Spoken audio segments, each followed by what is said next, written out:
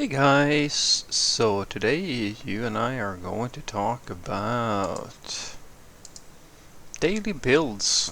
So let's get into it. So the question in question was, Frederick, should daily builds and deployment be an integral part of every software engineering team? Nope. I would say not. It's again one of those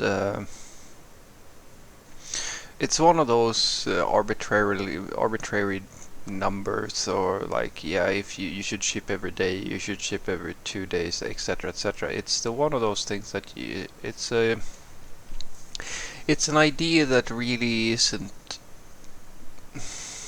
It's not based on anything logical or non-subjective, because the problem is usually that, well, let me just explain it to you, and hopefully it makes more sense to you. Now, on average, the reason why people say that you should ship daily or ship as often as possible is not just because, you know, it brings value to the customer earlier or quicker or things like that. That is, in a sense, depending on situation, correct. But if you're going to ship every single day, there is no way that you're going to ship a feature every single day, most likely. Or rather, it depends on what you're working on, right? If you ship something really, really small, yeah, sure, you can ship that once and call it a day. But the reality is that usually you can't ship value building features every single day because things take longer. Sometimes a story takes longer than a day, right? But the idea is that if you ship each and every day, you will get to a point where you desensitize people, or you build up a robustness in your process so that you feel comfortable shipping every day. And this is where some people do things like, they ship unfinished code, or like I've worked with software developers who have this idea that they want to be able to like declare the model, for example, of the code that they want to ship, and it's basically dead code within the system. It is not used for anything, and then they want to ship that, release it, and then move on to the next thing. And they want to do that. It is basically the same thing as doing very, very, very granular commits. Some people are so into commits and Git that they will patch individual lines of code and try to like actually go through like every single little thing that they are doing, right? And when you do that, the end result is always down to still, first and foremost, the individual is doing the work. And whether or not it makes sense for them has the exact same rule set as when you talk about test-driven development. If you are shipping every single day in these sort of micro features, that is down to how you want to work, because there is a trade-off with doing that. There's no one who can claim that this is definitely a better way of working, or that this should be a goal. Because if you ship each and every day in these sort of micro merges, that where you basically merge code that isn't finished or that is like pending work in progress so that you can get it out into production, you are getting one benefit, such as, you can, I don't know, I suppose that the merge is smaller and you get that into production, and depending on the code, it might be useful to keep there, I don't know, it checks that everything compiled and deployed correctly. And some people go as far as to say, oh well, yeah, but it also makes my commit, like my pull request smaller, and I kind of go, yeah, it does, but you can solve that in many ways. You don't have to like do these super micro merges, right? And you're getting a benefit to a degree from that, but you're also wasting more computation power because the build is not, you're building off more often. You add the more overhead to your overall process. You're merging stuff that isn't really finished, which might cause confusion for other people, etc., etc. There are all these trade-offs that you make. Test-driven development is the same thing. You're making a trade-off, And only religious fanatics take this to the extreme. And I've only ever met religious fanatics, like idealists, who are so annoying to work with because you can't have a rational conversation with them. But on the other extreme, you have the people who are gosh darn lazy. And I've worked with developers like that as well, where they can work without ever merging or anything like that on a story for weeks. And when it's time to merge, they have a giant super merge where it's like they've changed tons and tons and tons of files. Not in, one of those arbitrary ways where, there's a path change or something like that on an import in a file. It's like significant logic that has changed, which causes a different sort of problem. Now you're trying to, it's almost like a floodgate thing. You have this behemoth thing that's going to come in, right? And that is the other extreme of the thing, right?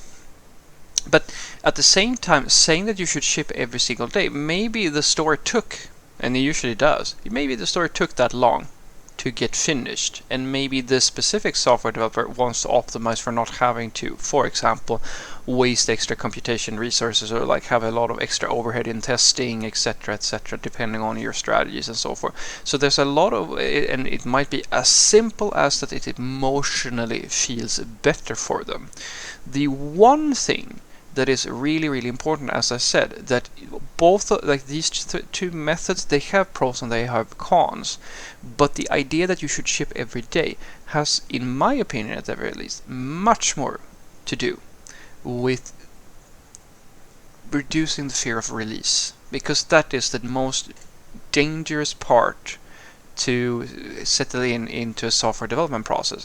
When people are afraid to ship something, so an example would be, in the case, this is the really good benefit with having smaller merges, like intermediate merges, or depending on how you do it, right?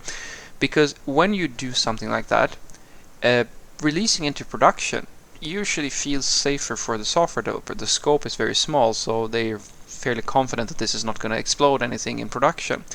But the really big merging guy or girl who like commits tons and tons of code, they have a more uneasy time sometimes, where it's more scary for them to merge because they don't know if this is going to work, yes or no.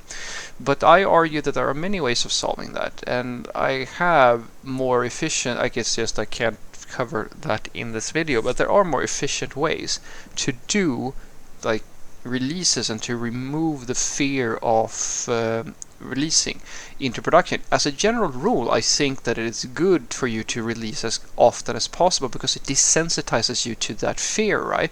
But to say that you should aim for daily deployments, it doesn't make sense, because if the stores that you are working on are, it's not the goal, if that makes sense. If you ship every other day or every third day, it's still the same result as long as nobody's afraid to hit that button or merge, depending on how your deployment looks like, right? That is the focus. This rule is just a rule that you put in there so that you achieve that goal, at least in my opinion. So what I want you to take away from this is that no, I don't think that shipping every single day is an integral part of every software development team. I think that's once again, it's one of those, it's a magic like arbitrary number we make up in order to create something that is like, I don't know, something that people can get behind. It's an ideology, that sort of thing, right? The goal for that thing that is integral or like absolutely critical for every team to do is to remove fear of release from the team. That is very important, because if the team members are afraid to release into production, they will not do so. And what's gonna happen is the thing that I struggled with every single team I've ever worked in. Never fails. It's always the same thing. And that is, no one wants to hit the release button. Ever. Because they merge, or like they do their thing, and then and that's my tip to you, remove the release step. I actually did that with my guys, where I just said, alright, as soon as you merge to master, it goes directly into production. We actually merge and release right directly into production, and the way we can do that has to do with the setup we are using. We use feature flagging, rollbacks, etc. So we have all these healthy checks in place, and we completely remove any type of manual like deployments or anything like that. And that helped with practically all the fear of releasing, because as soon as you hit merge, it's done. Like now it's going out to production. You don't have to like click a button or do anything else. It's going to take care of itself. That, together with, as I said, the other safety checks in place, has helped a lot with reducing that fear. But to say that we ship every day, like I've never worked in a team where you consistently ship every single day. That's one of the reasons why I think demos are such a silly thing. Sprint demos are a silly thing, because in many cases you may not have shipped something meaningful in a sprint, and then you're basically just you're trying to scramble to showcase something so silly and arbitrary that it's almost wasting people's time to show people things, show this stuff, because it's not meaningful in any way.